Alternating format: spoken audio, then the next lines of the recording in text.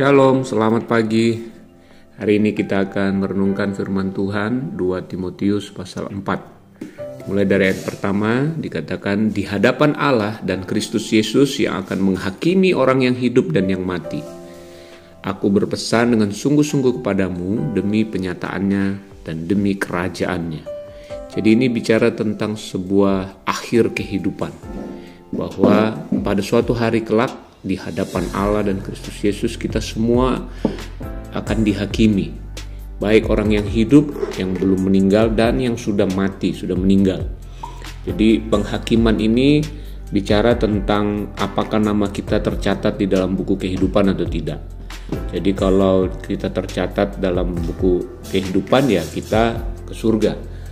Dihakiminya seperti itu. Kalau yang belum tercatat ya dia akan dilemparkan ke dalam neraka kekal.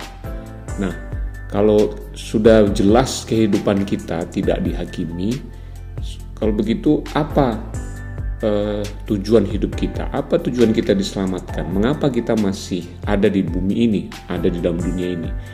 Berikutnya, ini nasihat bagi dari Rasul Paulus kepada Timotius untuk disampaikan kepada jemaat. Jadi ini kalau dia pendeta ya ini tugasmu. Kalau dia jemaat, nah inilah yang akan kita dengar. Inilah yang akan kita menjadi fokus dalam kehidupan kita. Dikatakan apa?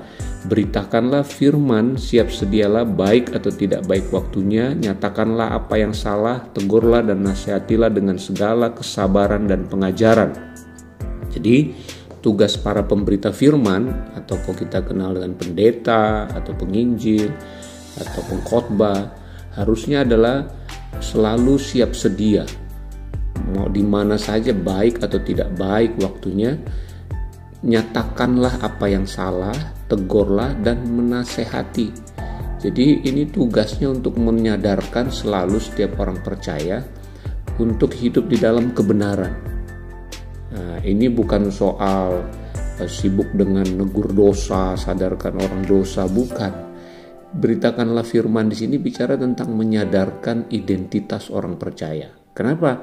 Karena dengan cara apa? Dengan kesabaran dan pengajaran. Artinya ini bukan lagi sesuatu yang dari luar ke dalam, tapi meneguhkan apa yang sudah ada di dalam. Makanya kita bisa sabar dan terus ngajarin pelan-pelan. Itu kayak melatih, sama saja dengan melatih orang benar untuk hidup benar. Melatih orang kudus untuk hidup kudus, menyadarkan seorang pangeran untuk hidup layaknya sebagai pewaris kerajaan papanya. Kan gak susah. Yang susah itu ngajarin orang dari nol untuk dia bisa jadi pangeran. Wah, ini mesti kudeta, perang dan sebagainya. Berat untuk jadi pangeran. Atau orang berdosa hidup kudus. Waduh, itu mustahil. Gimana caranya orang berdosa mau hidup kudus? Nah, jadi tentang beritakanlah ini tugas kita adalah untuk terus menyadari identitas kita, kebenaran kita di dalam Kristus. Apa yang Kristus sudah kerjakan sempurna bagi kita. Apa yang sudah Tuhan berikan di dalam kita, kesehatan, kelimpahan, kemenangan, kesabaran, dengan segala buah roh yang sudah ada di dalam kita. Itu kita sadari dan kemudian kita kerjakan keselamatan itu. Ekspresikan semua keilahian, kebenaran yang sudah Tuhan taruh dalam hidup kita. Lalu kemudian ayat 3, karena akan datang waktunya, nah langsung diberikan perbandingan yang begitu kontras. Orang tidak dapat lagi menerima ajaran sehat, tetapi mereka akan mengumpulkan guru-guru menurut kehendaknya dan memuaskan keinginan telinganya. Nah ini bicara tentang khotbah atau berita Injil yang berbeda dengan Injil yang sebenarnya. Yaitu apa? Bisa legalisme atau pengajaran sesat yang lain. Jadi yang menyadarkan kita tentang diri kita sendiri saja, usaha kita, perbuatan kita untuk kita bisa dibenarkan, diselamatkan. Atau ekstrim kirinya kita hidup dalam dosa, memuaskan hawa nafsu kita. Jadi inilah yang disebut pengajaran yang memuaskan keinginan telinga. Dua versi kedagingan itu, ada kedagingan yang baik, kedagingan yang jahat. Kedagingan yang baik itu tapi juga adalah kedagingan, yaitulah agamawi. banyak aturan tapi sebenarnya memuaskan kedagingan manusia. Berbuat baik supaya dibenarkan, berbuat baik supaya layak. Itulah orang-orang Farisi ahli Taurat. Jadi ini memuaskan telinga mereka. Ya, atau yang ekstrem kirinya memuaskan kedagingan mereka untuk berbuat kedagingan, kejahatan dan sebagainya. Jadi ayat 3 ini bukan bicara tentang grace, ini bukan bicara tentang kebenaran di dalam Kristus, tapi ini kebenaran manusia atau ya tipu daya dosa oleh iblis. Kemudian ayat 4, mereka akan memalingkan telinganya dari kebenaran dan membukanya bagi dongeng. Jadi jelas kebenaran di dalam Kristus dikatakan bahwa itu kita dibenarkan hanya karena iman. Kita dijadikan anak Allah hanya karena iman. Jadi kebenaran ini bukan kebenaran manusia, usaha manusia. Jadi selebihnya itu hanya apa? Dongeng karangan manusia. Kalau Yesus menegur ahli Taurat orang Farisi itu, kamu memberitakan dongeng, pengajaran nenek moyangmu saja, aturan-aturan yang dibuat oleh manusia, bukan kebenaran Kristus. Makanya Yesus menegur keras mereka. Nah, karena itu saudara, bagian kita apa hari ini? Bagaimana kita menjalani kehidupan kita sehari-hari? Dikatakan kuasailah dirimu dalam segala hal. Kenapa kita bisa menguasai diri kita? Karena Tuhan sudah ada dalam diri kita. Kemudian ayat yang kelima lanjutkan, sabarlah menderita. Jadi kadang kita sebagai orang percaya, kadang harus melewati penderitaan. Tapi Tuhan berkata, sabar aja. Kenapa saudara? Karena bukan soal situasi atau penyebab penderitaan yang penting, tapi bagaimana kesabaran itu di dalam kita terjadi. Kita menyadari Kristus di dalam kita membuat kita mampu untuk melewati lembah kelam, penderitaan seperti apapun. Karena itu pasti ada sesuatu yang Tuhan mau ajarkan kepada kita. Seringkali kita mencoba merubah situasi, keluar dari sebuah situasi. Kalau belum kita nggak bahagia, kita mulai panik, kita mulai stres. Padahal seharusnya sabar aja, sabarlah menderita. Karena itu hanya seketika, kata Rasul Petrus. Seketika saja.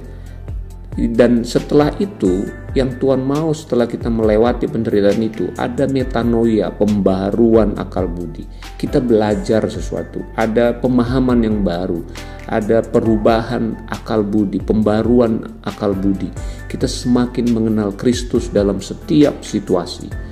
Karena situasi-situasi banyak hal yang kita nggak bisa tolak karena kita masih di bumi ini. Entah itu seperti di Ukraina, Rusia lagi perang, ada pandemi, ada banyak hal. Nah kita kadang nggak bisa elakkan itu, tapi kita bisa bersabar di dalamnya. Harus pakai masker, vaksin dan lain sebagainya. Tapi kita pada saat yang sama melihat Allah yang dahsyat, Allah yang hebat hidup di dalam kita. Untuk kita bisa mampu melewati lembah kelam itu karena gadamu dan tongkatmu menyertai aku. Nah inilah yang harusnya membuat kita gak pernah takut melewati situasi apapun. Kita bisa bersabar karena kita tahu kita lebih dari pemenang, endingnya saya pasti menang. Kemudian dikatakan berikutnya, lakukanlah pekerjaan pemberitaan Injil dan tunaikanlah tugas pelayananmu. Nah ini kepada Timotius dikatakan, beritakan Injil dan selesaikan tugas pelayananmu. Dan kita sebagai jemaat, ya itu juga bagian kita. Ternyata kalau kita bekerja untuk memberitakan Kristus, ternyata kalau kita bekerja bukan hanya sekedar mencari uang, tapi endingnya kita adalah untuk memberitakan Injil. Dimanapun kita berada, kita akan menjadi surat yang terbuka. Orang bisa melihat Kristus dalam kita. Lalu kemudian Rasul Paulus memberi kesaksian, mengenai diriku, darahku sudah mulai dicurahkan sebagai persembahan dan saat kematianku sudah dekat. Bayangkan saudara, dia tahu kapan harus pulang. Dia tahu kapan harus kembali ke surga. Ini powerful. Kematian tidak pernah menakutkan. Dia tahu kapan pulang. Kita demikian juga saudara, kita nggak selamanya di bumi ini. Kita itu bukan milik bumi ini. Bumi ini bukan rumah kita. Kita itu warga surga. Dan pada waktunya nanti Roh Kudus akan memberitahukan kepada kita kapan kita pulang. Jadi itu membuat kita gak pernah takut mati. Jadi waktu Paulus harus dipenggal kepalanya, dia santai. Dia bilang, hey, kamu hanya melakukan perintah raja, gak usah tertuduh. kepada algojonya dia ngomong gitu. Memang ini waktunya aku pulang, ya. Gak apa-apa, kamu jangan rasa bersalah. Kamu hanya prajurit yang diperintahkan oleh raja. Dia begitu tenang, cool banget menghadapi kematian, karena kematian telah dikalahkan oleh Kristus. Nah, demikianlah kita, saudara. Kita tahu, saudara, sebelum kita pulang, berarti memang kita harus tunaikan dulu tugas pelayanan kita. Kita hidup dalam pernikahan kita, keluarga, pekerjaan, bisnis kita, studi kita, lakukan aja. Kita mau menjadi surat yang terbuka di sana. Lewat hidup kita membawa keharuman Kristus selama kita ada di bumi ini. Sampai pada waktunya kita harus pulang ke rumah kita, ke rumah Bapa. Kemudian ayat 7, aku telah mengakhiri pertandingan yang baik. Aku mencapai garis akhir dan aku telah memelihara iman. Ternyata Paulus hidupnya hanya karena iman. Bagian dia hanya memelihara iman. Maksudnya apa itu?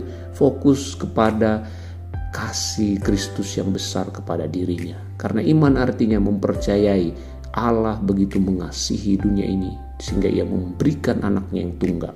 Itulah iman. Sehingga barang siapa yang percaya kepadanya tidak binasa. Jadi waktu kita hidup dalam iman, kita artinya hidup mempercayai setiap detik demi detik kita ada dalam cinta Tuhan yang tanpa batas, cinta Tuhan yang tanpa syarat. Itu yang membuat kita menghadapi hari-hari kita, menyelesaikan pertandingan yang baik dan sampai kepada garis akhir. Bukan karena kekuatan kita, tapi karena kita tahu Allah yang menjadi kekuatan kita. Dan ayat yang terakhir dikatakan, sekarang telah tersedia bagiku mahkota kebenaran yang akan dikaruniakan kepadaku oleh Tuhan, hakim yang adil pada harinya. Jadi ada sebuah keyakinan yang besar karena kita hidup dalam iman, mempercayai Yesus mengasihi kita tanpa batas. Itu yang membuat kita percaya kita diberi mahkota kebenaran. Bukan karena jasa-jasa kita, bukan karena perbuatan baik kita, bukan karena kita banyak amal, tapi karena kita mempercayai Tuhan mengasihi kita tanpa syarat. Dan dikatakan di situ dia hakim yang adil, hakim yang memberikan mahkota nggak sembarangan, adil banget. Nah, keadilan dia bukan karena perbuatan kita, ditimbang semua kebaikan kita, jahatnya lebih kecil. Enggak, dia hakim yang adil itu artinya dia sudah putuskan bahwa semua dosa kita, pelanggaran kita telah dihapus, telah dibayar oleh Yesus.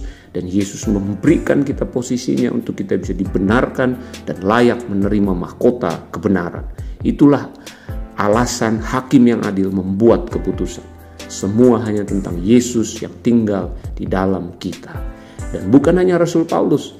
Dikatakan kemudian ayat yang ke-8 ini, tetapi bukan hanya kepadaku, melainkan juga kepada semua orang yang merindukan kedatangannya. Kepada semua jemaat Ribon yang merindukan kedatangannya. Kepada kita yang percaya. Jadi ini kabar baik bagi kita hari ini. Hiduplah dalam iman, hiduplah di dalam kebenaran yang Tuhan berikan, dan terus menanti-nantikan kedatangannya sambil kita menuntaskan tugas pelayanan kita dimanapun itu. Entah juga kita sebagai karyawan, pemimpin di perusahaan, manajer, suami, sebagai istri, sebagai anak, apapun itu selama kita di bumi ini, mari kita terus menjadi surat yang terbuka. Biarkan Kristus hidup melalui kita, ekspresikan kehidupannya dalam kita, karena kita adalah gereja kepenuhan Kristus. Haleluya, selamat menjadi berkat. Tuhan Yesus memberkati.